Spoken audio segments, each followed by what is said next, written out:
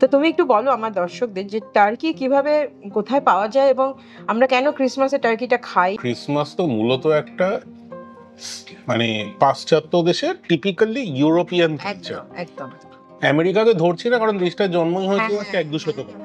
ঠিক কথা। ইউরোপিয়ান হ্যাঁ, কালচার। হ্যাঁ। এবার টার্কি ওখানে যেভাবে হয় যে রোস্ট করা হয় Right, টার্কি বা right. লেগস বা শোল্ডার্স হোয়াটএভার, হ্যাঁ, এখানে না আমাদের বেশিরভাগ বাড়িতেই ওই ওভেনটাই নেই। এটা রাইট, প্রথম মেনে নিতে হবে, এবং আমাদের রান্নার সঙ্গে ওভেনটা যায়ও না। ঠিক আমাদের সবার বাড়িতে একটি করে মাইক্রোওয়েভ থাকে, ঠিক। যেটাই বেসিক্যালি আমরা রান্না বান্না করি না, খাবার গরম করি।